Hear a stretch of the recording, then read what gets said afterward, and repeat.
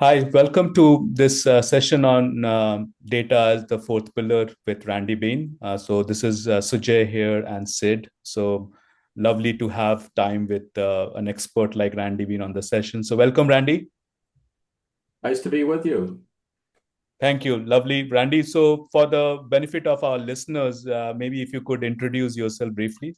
Thank you. Sure. I'm Randy Bean. I've been in the data and analytics and now AI space for over 4 decades. Started as a participant, in other words, worked for a major bank, worked with the data and analytics and AI, went to a company that was a pioneer in database marketing, ran their financial services North American practice, and then their business to business practice. Went out to Silicon Valley in the internet era, did two venture-backed startups, including a Kleiner Perkins company as a co-founder. After all of that came down in 2001, I started a boutique management consulting firm that advised Fortune 1000 companies on developing their data strategy and putting that into execution. Along the way, as data gained in prominence, I was invited to do writing. So I started writing. I did a column in the Wall Street Journal for 2 years, 2014, 2015, have continued writing extensively in Forbes, Harvard Business Review, and MIT Sloan Review. During the pandemic, I reluctantly agreed to write a book, Fail Fast, Learn Faster, Lessons in Data-Driven Leadership in an Age of Disruption, Big Data, and AI. I sold my business in 2021, retired from full-time work, and these days I fill my time continuing to write, organizing monthly chief data officer panels for a range of organizations, and then advisor and board roles ranging from Iconic Capital to Boston Consulting Group and others.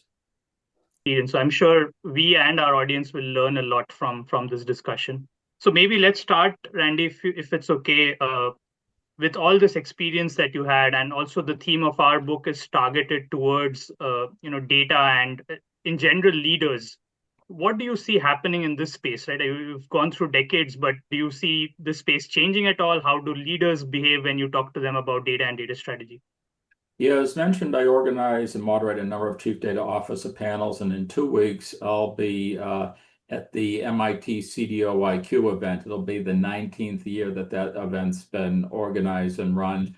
This will be the 11th year that I've hosted and moderated the CDO keynote panel. This year, I have chief data officers from JP Morgan, New York Life, Vanguard, and the US Space Agency. So it's been a range of representative Fortune 1000 chief data officers over the years.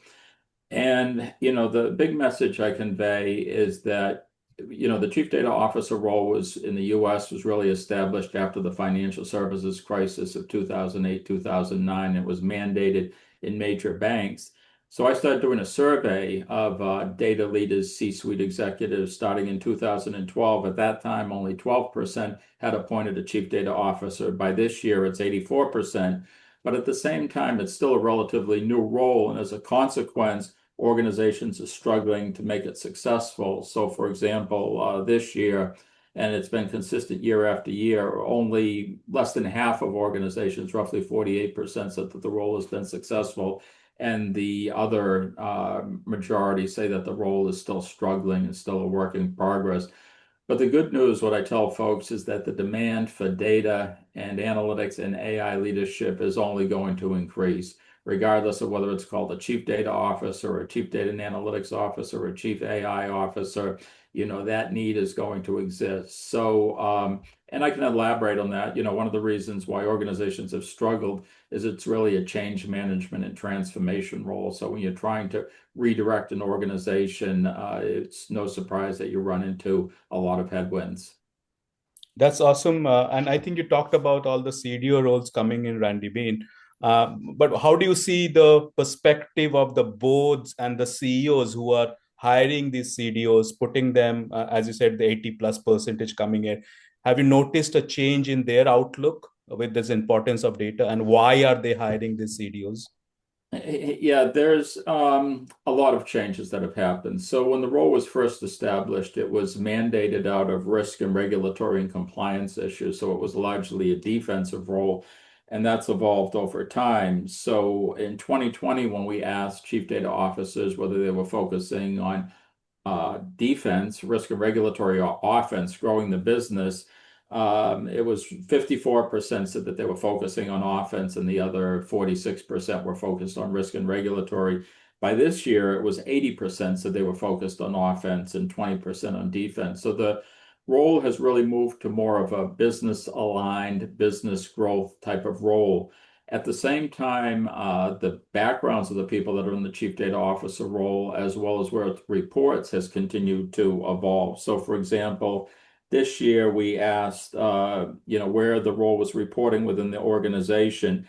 And still the largest number, roughly 48%, reported into technology leadership, but 37% reported to the senior most business leadership of the organization, the CEO, the president, the COO. So that's a step in the right direction because it brings it closer to delivering business value. So I think that's one of the key points. And just in terms of background, you see more and more chief data officers coming from business backgrounds. So for example, Capital One, their chief data officer was her previous role was CEO of Capital One UK. The new chief data officer for JP Morgan, who will be on my panel, she was telling me the other day that she came from being chief investment officer within one of the lines of business. So more and more chief data officers are coming from the business. No, I was saying that's very good to hear because we also see that data is an asset, but it's only an asset when you use it in the right way in the business, right? And that requires the CDO to be business first. Of course, technology helps aid it, but unless it's put to business use, it doesn't really go to what we are saying as data should be the fourth pillar of your organization. So it's great to see that the boards are realizing that. Yeah. Just a follow-up question on that, Randy. How do you see AI playing in all of this? Because every board and CEO we speak to, they say Gen AI and AI is kind of number one or one of the top things in our discussion points. Does data anyway change due to this, or is that still changing and due to AI, or still relevant as much, or even maybe even more? Well, I think one of the single most interesting finding to me in this year's survey was, I asked a series of questions. Is your organization increasing its investment in data and AI? And this year, 98.4% said yes, so it was ubiquitous.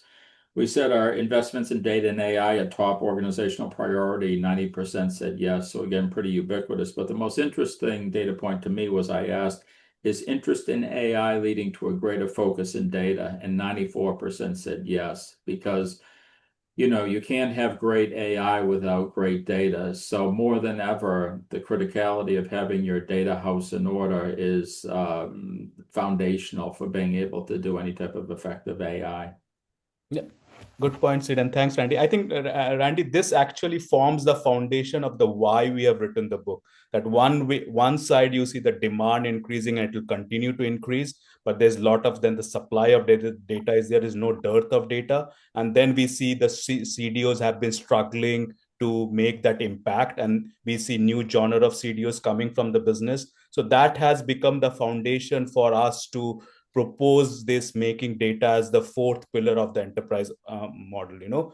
People, process, technology, and data, and then you have a symbiotic relationship. Data not only serves people, process, and technology, but for data to be scaled and leveraged across AI, you need people within the data function, you need mature processes, scalable processes to be applied, and then technology like AI has to then give back to data as well. So that has been our rationale of putting forward this thesis of having data as the fourth pillar. So really love to hear your thoughts and your views, Randy, on that. Well, I think data is central to all organizations. It's during my 4 decades, the importance of data has only elevated in terms of organizations becoming more data driven. I used to, I'd be in local bars, seaside bars where I live in Stonington, Connecticut, and sometimes over the years people would ask me, "What do you do?" And this would be, it could be a fisherman or something of that kind, and I'd think of like how to explain it. But after the movie Moneyball came out, which talked about how data was used in professional sports, I was able to turn to these people now and say, I do Moneyball for business, and they'd be, wow, I get it. So, data has now become something that people understand and appreciate and is central to any type of decision making. That's great. We all agree now data is a core and central asset, as you said. One of the questions we get a lot still when we talk to both data and non-data professionals or executives is it's still very difficult to gauge the value from data, whether it's from determining your demand or to deliver any programs where data plays a part. How do you see that, and how has that evolution happened in your opinion? Well, that's interesting question, because one of the things that I tell people over time, or will tell people, is that over time, what I've seen is so many efforts to build data capabilities within organizations, such that for years and years, right up to the present days, when I hear opportunities presented to organizations, I hear the executives say, oh my God, not a data project, not another data project. And so what I always urge organizations to do is to focus on the business value and start from the business questions that you're trying to solve. Because to answer the most critical business questions, you don't necessarily need 100% of the data. You need the data that's most important to you. And, just naturally, it might be 20% or 10% or even 5%. So, we talked about the tenure of the chief data officers, the turnover, the average tenure being 2 years, maybe 3 years in some instances. But a lot of that is due to people coming in and building capabilities, but not starting with the business problem. So the biggest piece of advice I give to aspiring data leaders is to start with the business, get close to the business, understand what their needs are, understand where data can make a difference, work with them in partnership. Don't build something just for the sake of building something. And the other thing in terms of business value is, when I'm asked, and part of it's to be provocative and to force a conversation, I say to audiences, if you're not getting measurable business value or have a path to measurable business value from your data and AI investments, I suggest you go back to the office this afternoon and shut them down. Okay. Yep. So, it's that point about always thinking about the value you're delivering. Yep, truly found. And that's why, we need to keep that as a North Star, and to enable the data pillar, and to focus also on data demand and not get engulfed into just the supply side. And supply and demand needs to work together. We have formulated 3 KPIs for the business value. So we call it RV for realized value, the value that you have realized. But beyond that, how will you get to realize value? You need to set up your expectations and the focus on the initiatives. So that's where we create an expected addressable value. But not only that, you need to be futuristic. AI is coming. You need to manage unstructured data. You need to new data monetization. So you should be a little bit ambitious and set up that North Star of a total addressable value as well. So you start from the top, like a TAM, a company has total addressable market. You create a total addressable value. Then you drill down to the next level. Okay, what are my real expectations based upon the maturity, based upon my roadmap? So that is the EAV. And how much am I actually realizing? That becomes the foundation to seek funding and budget approvals with your CFOs and CEOs, and anchor your data strategy to it. So the data strategy is just not on the paper. It is driven by those measurable realized value. So your Exactly. thoughts on that, Randy? Yeah. Yeah, I mean, I agree with what you've said 100%. Again, it's data has to be delivering business value, and the more that any of these activities are driven in conjunction with the business leadership of an organization and business sponsorship, that improves the probabilities of success. And just one point there, people ask me, what does it look like when I see a successful chief data officer and a less successful chief data officer? And I say that when I see the business leadership of the organization, at the board level, at the C-suite level, say, we couldn't have achieved these goals of the business without our data team, that's when I see a successful chief data officer relationship. On the other hand, when I see a chief data officer saying, hey, we've built all these capabilities, how come nobody's taking advantage of this? That's where I see usually a short tenure and a failure to connect with the business needs of the organization. Yep, I think the role of the CDO becomes so critical in being between playing both the demand and the supply, and you just cannot be focusing on one. The other important part is the people and the organizational part of this, right? So how do you see this part evolving, Randy? So we see a lot of change as well from organizations, but at the same time, we also see some organizations, especially larger ones, are uh, find it difficult to make such big changes. So how do you see that, especially if an organization is not yet fully mature from a data perspective? How do they prepare themselves to be data as the fourth pillar? And in addition to that, Randy, if your answer means demand and supply, it's a tricky problem to solve, because what do you address first, the demand? Or because if you go after demand and then you don't have the supply, the people who have given you the demand, they will be frustrated enough, right? And then when you start building supply and then there's no demand, you get seen as a cost center. The CFOs asking, okay, what exactly you're doing? You haven't done anything in 1 to 2 years. And then it builds up the pressure on the CDO. And maybe that's one of the reasons then you see a churn in the CDO. So this is a very tricky, maybe a classic chicken and egg problem as well. So your insights on how do you break this circle? Yeah, I'd make 3 points here. One is that one of the questions that ask in the survey is, what is the principal challenge to becoming data and AI driven? And year on year, the answer is crystal clear. 92% of the executives say it's all about people, cultural change, change management. Only 8% say it's about technology. So the technology is there in abundance, but it's really inculcating that within an organization and getting people comfortable with change and transformation, which is never easy because, as I say to people, many organizations can pay lip service to change, but when it comes to, okay, now you have to change the way you operate, it's a completely different mindset. The other thing I'd say is that 80% or 90% actually of Fortune 1000 organizations are legacy companies. So they're not in that Amazon, Google, Meta, move fast and break things. They have customer franchises that have been built up over decades, generations, centuries, and they can't afford to screw that up, if you will.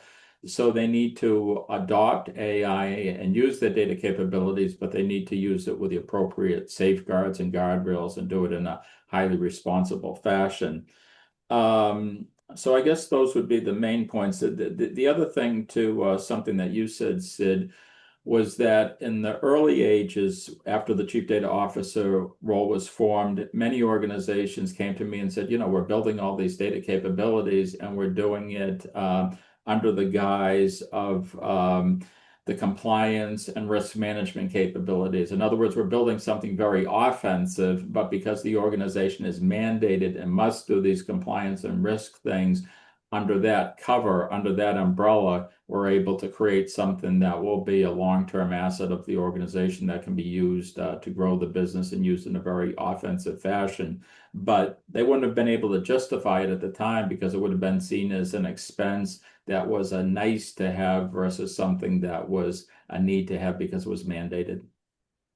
Yeah. And Randy, on the change management point, that's a well-known thing that, many people say as well, the change must start from the top, right? So in this change of trying to make data as the fourth pillar and be more data driven, do you believe, and what's your thoughts on the change from the top, and how are then boards and CEOs themselves are changing and giving examples and showcase, oh, we have changed, now you must also change, or it should be then pushed down, or it should be a bottoms up approach? Your thoughts on something on the change management? That's like I don't think there's a silver bullet answer to that. It's a little bit tricky because one of the questions that have asked is the education of the board and the understanding of the boards of data and AI and their transformational potential. And in last year's survey, and we didn't ask this exact question the same way this year, but the numbers were pretty low. And I've gone in front of and met with, the National Association of Corporate Directors. I was brought in by the former president of American Express about a year ago. And I was giving them a pretty basic education, but it was that there was a lot of learning that needed to take place. One of the challenges and issues is that things move so rapidly. And even day to day, week to week. 2 years ago, I was at the Wall Street Journal Tech Live event, about 250 folks, and the guy who steps out on the stage at the end of the event is Sam Altman. And they said, "Oh, so talk to us about generative AI." He says, I don't want to talk about that. And they said, "Well, what do you want to talk about?" And he says, "Well, artificial general intelligence." And they said, "Really? Well, what is that?" And he said, "Well, that's when a computer machine can do any cognitive task equal to or better than a human being." And they said, "Wow, that sounds incredible. When is that going to start affecting our day-to-day and business lives?" And he said, "Oh, if you'd asked me 3 years ago, I would have said, in the next decade. If you'd asked me 2 years ago, I would have said maybe in the next 5 to 10 years. If you'd asked me last year, I would have said the next 2 to 3 years. If you're asking me tonight, I need to go back in the lab and check." So the point is that things are moving at a really rapid pace, but at the same time, there's a truth in all of this, which is that sometimes we tend to overestimate the transformational impact in the short term and underestimate the transformational impact in the long term. Yeah. So, one of the things I caution organizations to do is I say that, you should think about data and AI in the context of the long-term plans of your business. So not leap at everything that appears in front of you, but rather to think about, where you're trying to take the ship over time and to look at everything from that lens. Because if you react to everything, you can bounce from side to side and never move forward. But if you incorporate capabilities as part of a long-term strategy, that generally ensures a higher probability of success. A lot of sense. Thanks for sharing that, Randy. Just to share our thoughts as well, because we see the same perspectives as yourself.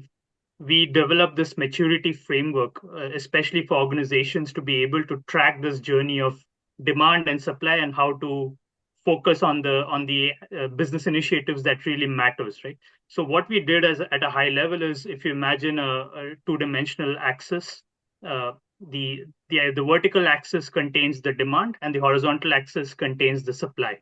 And the demand can be measured by looking at your data intensity, looking at all the initiatives that your organization feels that data can be useful for, especially by talking to your business leaders, board, and CEOs. And data supply is basically what capabilities we have to deliver towards that. So, for instance, could be your data engineering capabilities, could be your data governance capabilities, et cetera, et cetera. Now, if we are too much on the top, that means we have very good demand, but we don't have the right supply for that on the top left. Vis-a-vis, if you're too much on the bottom right, you've got, to your earlier point, you've probably built a lot of things and you're waiting for demand to arrive. Right? So this becomes like a course correction map for our data leaders to continuously see whether they need to go further focus on the demand side of things or further focus on supply side of things. So that's kind of a very high level how we've derived the maturity framework. Would love your perspectives on it. And the book takes through the details and then covers through the Audi case study for each of the phases of the framework. It makes a lot of sense. Naturally, I'm biased towards the demand. So, just to give my bias. So I think, Randy, as we come closer to it, maybe towards more of a conclusion time in the interest of time as well, and it's again a time question. How do you see the urgency level for boards and CEOs to act now and in making this data as the fourth pillar to put these to use? What's your thoughts on that, the urgency for them?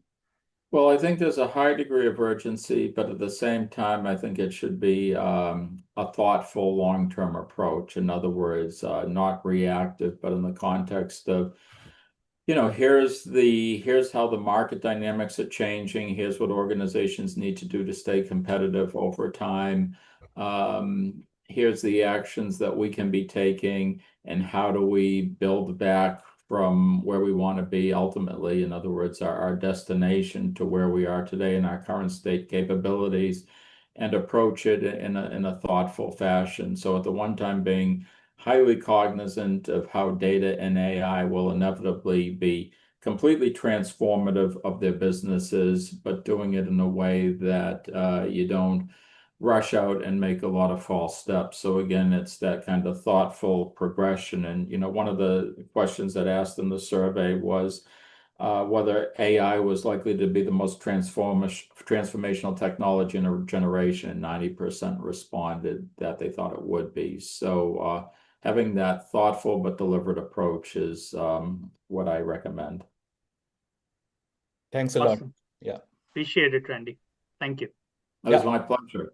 Yeah, so I Thank you think both. for the readers, as you read the book, we go into all the details of some of the topics we have discussed, right? The book covers much more as well.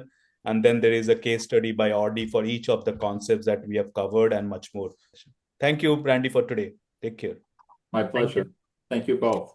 Take care.